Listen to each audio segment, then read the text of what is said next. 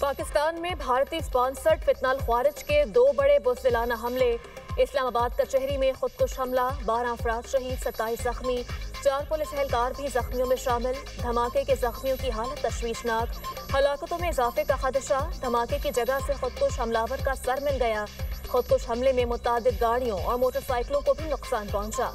जाए वक़्वा पर पुलिस की भारी नफरी और रेस्क्यू टीमें मौजूद। हमले की तहकीकात का आगाज। वफाकी वज़ीर दाखिला का धमाके की जगह का दौरा। IG इस्लामाबाद की वज़ीर दाखिला को धमाके से नुकसानात पर ब्रीफिंग। जख्मी पिम्स हॉस्पिटल मुंतकिल। मौसिन नकवी का कहना है हमला 12:39 पर हुआ। खुदकुश हमलावर का कचहरी के अंदर जाने का प्लान था। मौका न मिलने पर पुलिस की गाड़ी पर हमला कर दिया। आसपास खड़े लोग निशाना बन गए। हमले में मुलव्वस किरदारों को सामने लाया जाएगा। धमाके की CCTV फुटेज भी सामने आ गई।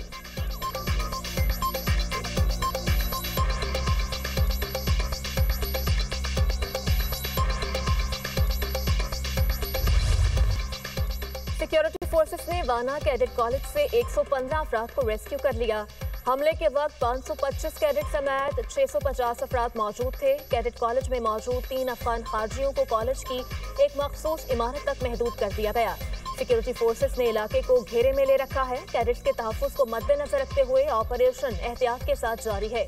गुज़श्ता रोज अफगान खारजियों ने कॉलेज के मरकजी गेट पर बारूद से भरी गाड़ी टकरा दी थी। धमाके से कॉलेज का मरकजी दरवाजा मुकम्मल तौर पर मुनहदम हो गया। करीबी इमारतों को भी नुकसान पहुंचा। पाक फौज के जवानों ने फौरी और बहादुरी से कार्रवाई करते हुए 2 खारजियों को मौका पर ही जहन्नुम वासिल कर दिया था। दहशतगर्दों के मुकम्मल खात्मे तक सिक्योरिटी फोर्सेस का ऑपरेशन जारी रहेगा।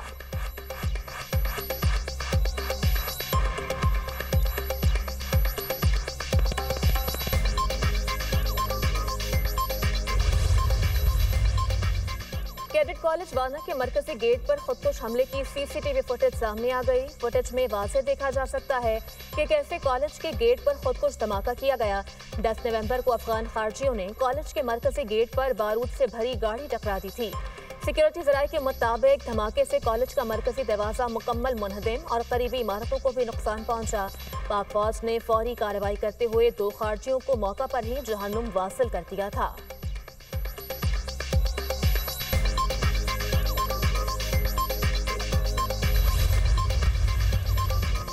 इस्लामाबाद जिला कचहरी में खुदकुश हमला वेकअप कॉल है। इस्लामाबाद तक इस जंग को लाना काबुल से एक पैगाम है। वज़ीर दिफा ख्वाजा आसिफ का कहना है कि काबुल के हुक्मरान पाकिस्तान में दहशतगर्दी को रोक सकते हैं। इस माहौल में अफगानिस्तान से कामयाब मुज़ाकरात की ज्यादा उम्मीद रखना फजूल होगा। हम हालत जंग में हैं। पाक फौज रोज कुर्बानियां दे रही है। पाकिस्तान भरपूर जवाब देने की सलाहियत रखता है। अताउल्ला तारर ने कहा कि इस्लामाबाद धमाके के ताने बाने भारत से मिलते हैं। ये वाज़ेह है भारतीय स्पॉन्सर्ड दहशतगर्द इन कार्रवाइयों के पीछे हैं। अफगानिस्तान को दहशतगर्दी के सबूत भी दे चुके हैं। पाकिस्तानी क़यादत पुरआज़म है। हर हाल में दहशतगर्दी को शिकस्त देनी है। भारत और अफगानिस्तान को पाकिस्तान की तरक्की हजम नहीं हो रही।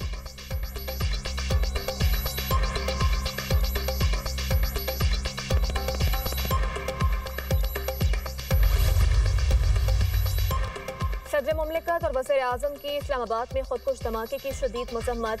शहीद अफराद के लवाहिकीन से दिली हमदर्दी और ताज़ियत का इजहार। जख्मियों की जल्द सेहतयाबी के लिए दुआ। आसिफ अली जरदारी का कहना है कि दहशतगर्द पाकिस्तान के अमन व इस्तेहकाम के दुश्मन हैं।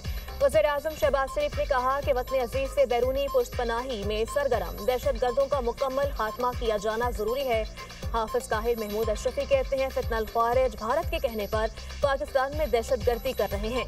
हम अफवाज पाकिस्तान के साथ खड़े हैं।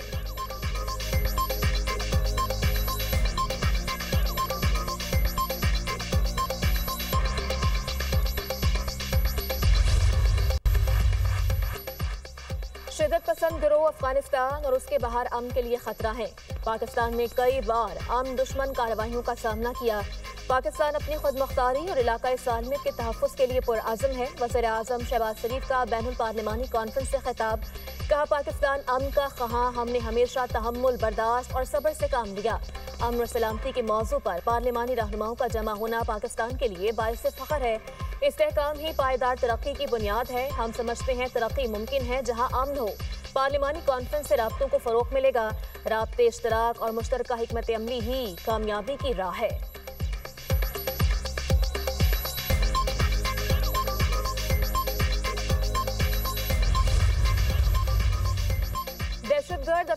पाकिस्तान से खुले आम कार्रवाइयाँ कर रहे हैं। इन ख्वारिज को खित्ते के एक बड़े तखरीबी किरदार की पुष्टपनाही हासिल है। अफगानिस्तान में दहशतगर्दों को गैर कानूनी असलहे तक रसाई इलाकाई अमन के लिए खतरा है। UN में पाकिस्तान के मुस्तकिल मंदूब आसिम इफ्तिखार का खिताब। कहा, पाकिस्तान को अफगानिस्तान में मौजूद जदीद असलहे और गोला बारूद के ज़खायर पर तशवीश है।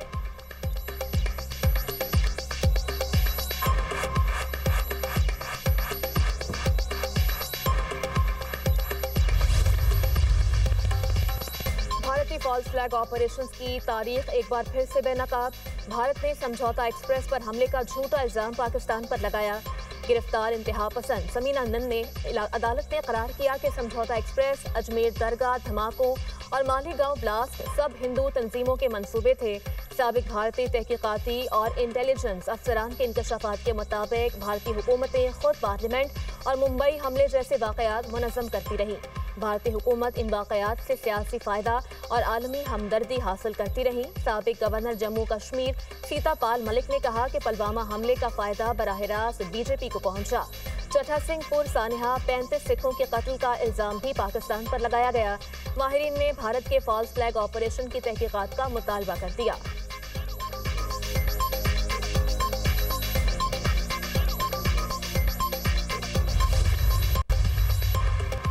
वज़ीर आला पंजाब मरीम नवाज का कहना है कि माहौलियाती तब्दीली आज दुनिया के लिए एक बड़ा खतरा है। माहौलियाती तब्दीली अब हकीकत बन चुकी है। ब्राज़ील में तकरीब से खिताब करते हुए कहा कि पंजाब हुकूमत माहौलियाती तब्दीली से निपटने के लिए जदीद टेक्नोलॉजी बुरूए कार ला रही है। पंजाब में आलूदगी का बाइस बनने वाली तमाम सनतों और भट्टों को मॉनिटर किया जा रहा है। सुथरा पंजाब प्रोग्राम का इनकलाबी इक़दाम शुरू किया गया। सुथरा पंजाब प्रोग्राम के तहत हर गली कूचे और मोहल्ले में सफाई सुथराई यकीनी बनाई जा रही है। इससे कबल वज़ीर आला पंजाब मरीम नवाज ने COP30 कॉन्फ्रेंस में पाकिस्तान पवेलियन का इफ्तिताह किया। न्यूजीलैंड की साबिक वज़ीर आज़म जैसिंडा ऑर्डन भी हमरा थीं।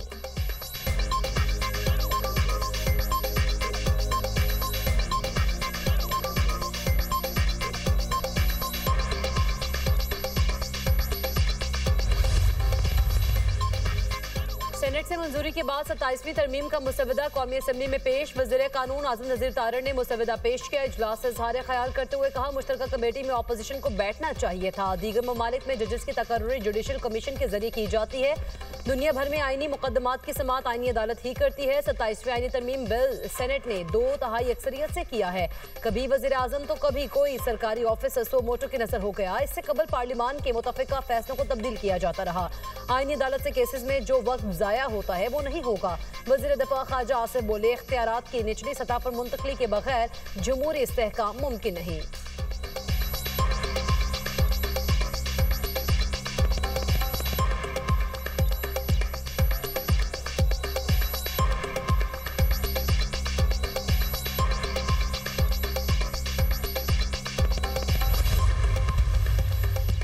सत्ताईसवीं आईनी तरमीम को तस्लीम नहीं करते। ये अदलिया के कले को फतह करके मर्जी के फैसले लेना चाहते हैं। कानून के सामने जवाबदेह होना ही कानून की बालादस्ती है। सदर ममलिकत को आर्टिकल 248 के तहत इस्तिस्ना दिया गया। दुनिया के किस सदर के पास इस्तिस्ना होता है? आइन मुकद्दस जिम्मेदारी है, इसमें बेईमानी की गई। चेयरमैन PTI बैरिस्टर गोहर का कौमी असम्बली में इजहार ख्याल। कहा, एटमी मुल्क का सरबराह बाकू में बैठकर तरमीम मंजूर करा रहे थे।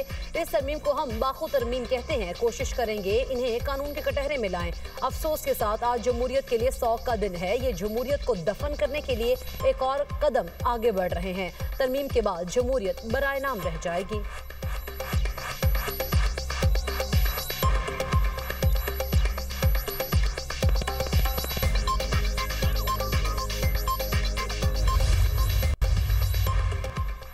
सत्ताईसवीं आईनी तरमीम का मामला जस्टिस सदर मिनल्ला का भी चीफ जस्टिस यहिया अफरीदी को खत। मुरास्ते में कहा गया कि सुप्रीम कोर्ट अक्सर ताकतवर के साथ खड़ी रही, अवाम के साथ नहीं। जुल्फ़िकार अली भुट्टो की अदालती फांसी अदलिया का नाकाबिले मौफ़ी जुर्म था।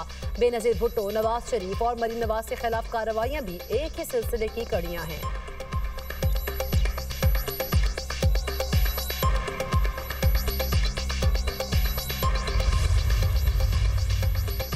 चिल्लास में गमलू के मकाम पर लैंडस्लाइडिंग, कई गाड़ियां जद में आ गई। वज़ीर आला गिलगित बल्तिस्तान का नोटिस। सेक्रेटरी दाखिला को रेस्क्यू अमल तेज करने की हिदायत। तर्जुमान गिलगित बल्तिस्तान हुकूमत के मुताबिक लैंडस्लाइडिंग से कुछ मुसाफिर दब जाने की इत्तला। चिल्लास अस्पताल में इमरजेंसी नाफिज कर दी गई।